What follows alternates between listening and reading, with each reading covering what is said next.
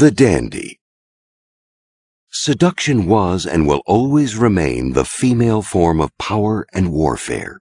It was originally the antidote to rape and violence. The man who uses this form of power on a woman is in essence turning the game around, employing feminine weapons against her. Without losing his masculine identity, the more subtly feminine he becomes, the more effective the seduction. Do not be one of those who believe that what is most seductive is being devastatingly masculine. The feminine dandy has a much more sinister effect.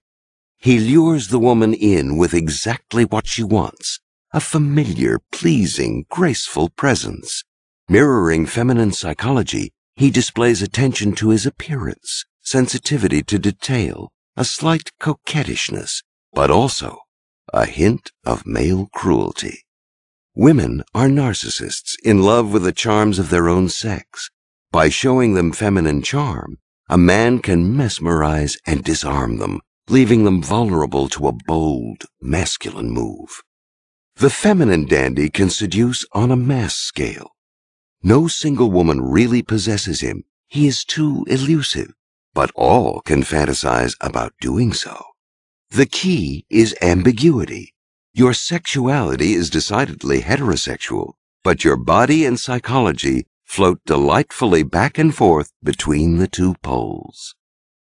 The masculine dandy succeeds by reversing the normal pattern of male superiority in matters of love and seduction.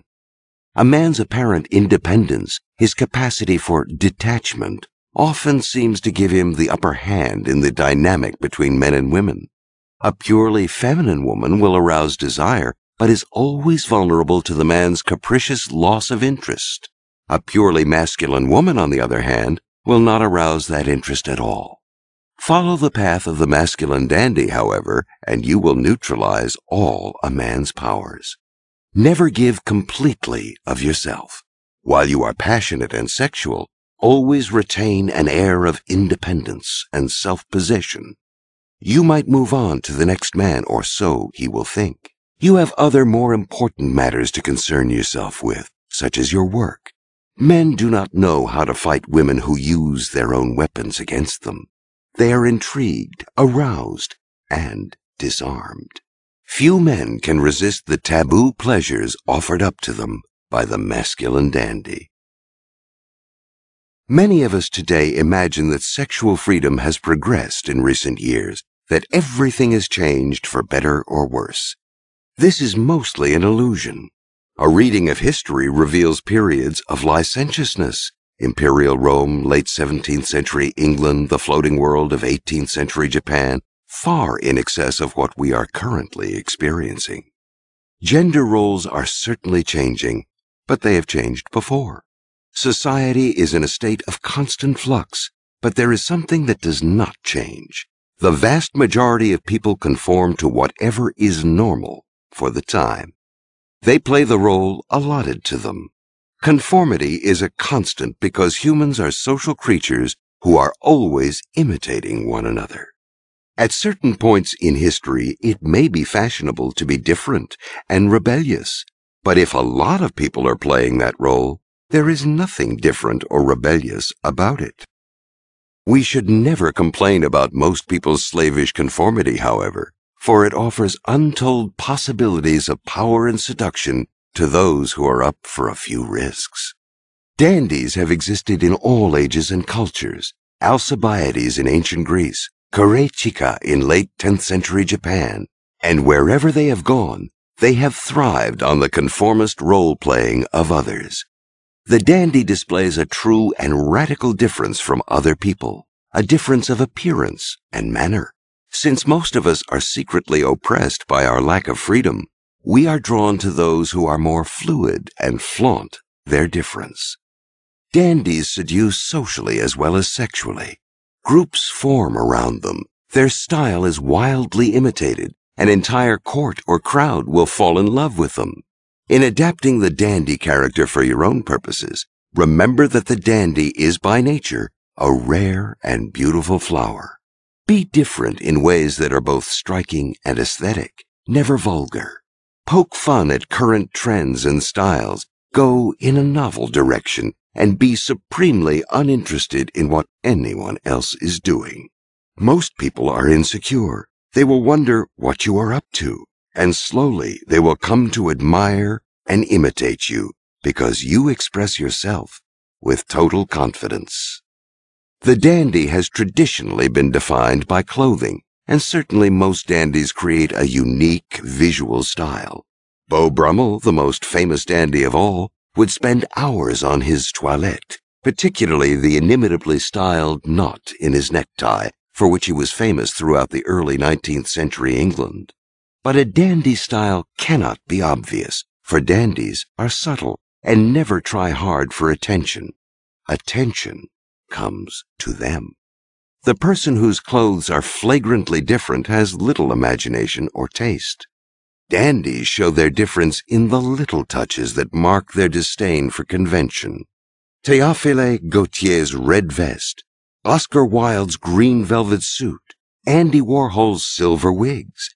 The great English Prime Minister Benjamin Disraeli had two magnificent canes, one for morning, one for evening. At noon, he would change canes no matter where he was. The female dandy works similarly. She may adopt male clothing, say, but if she does, a touch here or there will set her truly apart. Remember, there must be a reference point.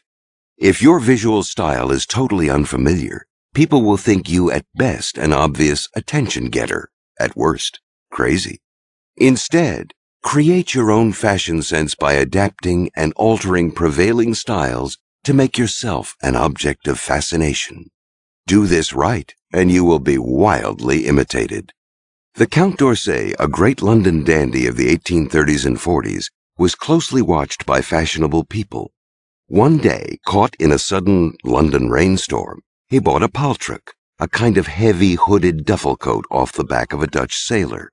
The paltruck immediately became the coat to wear. Having people imitate you, of course, is a sign of your powers of seduction. The nonconformity of dandies, however, goes far beyond appearances. It is an attitude toward life that sets them apart. Adopt that attitude and a circle of followers will form around you. Dandies are supremely impudent. They don't give a damn about other people and never try to please. In the court of Louis XIV, the writer La Bruyere noticed that courtiers who tried hard to please were invariably on the way down. Nothing was more anti-seductive. As Barbé d'Aurevilly wrote, dandies please women by displeasing them. The insolence of the rake is tied up with his desire to conquer a woman. He cares for nothing else. The insolence of the dandy, on the other hand, is aimed at society and its conventions. It is not a woman he cares to conquer, but a whole group, an entire social world. And since people are generally oppressed by the obligation of always being polite and self-sacrificing, they are delighted to spend time around a person who disdains such niceties. Dandies are masters of the art of living. They live for pleasure, not for work. They surround themselves with beautiful objects and eat and drink with the same relish they show for their clothes. This was how the great Roman writer Petronius, author of the Satyricon, was able to seduce the Emperor Nero. Unlike the dull Seneca, the great Stoic thinker and Nero's tutor, Petronius knew how to make every detail of life a grand aesthetic adventure, from a feast to a simple conversation. This is not an attitude you should impose on those around you. You can't make yourself a nuisance, but if you simply seem socially confident and sure of your taste, people will be drawn to you. The key is to make everything an aesthetic choice. Your ability to alleviate boredom by making life an art will make your company highly prized. The opposite sex is a strange country we can never know, and this excites us, creates the proper sexual tension, but it is also a source of annoyance and frustration. Men do not understand how women think, and vice versa. Each tries to make the other act more like a member of their own sex. Dandies may never try to please, but in this one area they have a pleasing effect. By adopting psychological traits of the opposite sex, they appeal to our inherent narcissism. This kind of mental transvestism, the ability to enter the spirit of the opposite sex, adapt to their way of thinking, mirror their tastes and attitudes, can be a key element in seduction. It is a way of mesmerizing your victim. According to Freud, the human libido is essentially bisexual. Most people are in some way attracted to people of their own sex, but social constraints, varying with culture and historical period, repress these impulses. The dandy represents a release from such constraints. In several of Shakespeare's plays, a young girl, back then the female roles in the theater were actually played by male actors, has to go into disguise and dresses up as a boy, eliciting all kinds of sexual interest from men, who are later delighted to find out that the boy is actually a girl. Think, for example, of Rosalind in As You Like It. Entertainers such as Josephine Baker and Marlene Dietrich would dress up as men in their acts, making themselves wildly popular among men. Meanwhile, the slightly feminized male, the pretty boy, has always been seductive to women. Valentino embodied this quality. Elvis Presley had feminine features, the face, the hips, wore frilly pink shirts and eye makeup, and attracted the attention of women early on. The filmmaker Kenneth Anger said of Mick Jagger that it was a bisexual charm which constituted an important part of the attraction he had over young girls, and which acted upon their unconscious. In Western culture, for centuries in fact, feminine beauty has been far more fetishized than male beauty, so it is understandable that a feminine-looking face like that of Montgomery Clift would have more seductive power than that of John Wayne.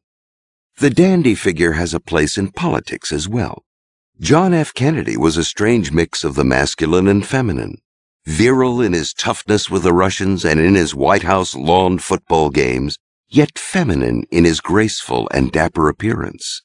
This ambiguity was a large part of his appeal. Do not be misled by the surface disapproval your dandy pose may elicit.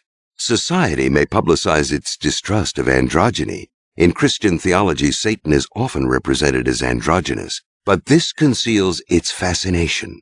What is most seductive is often what is most repressed. Learn a playful dandyism and you will become the magnet for people's dark, unrealized yearnings.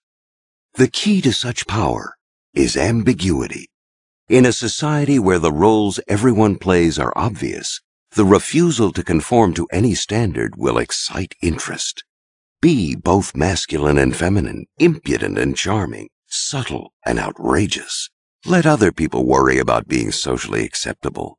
Those types are a dime a dozen, and you are after a power greater than they can imagine.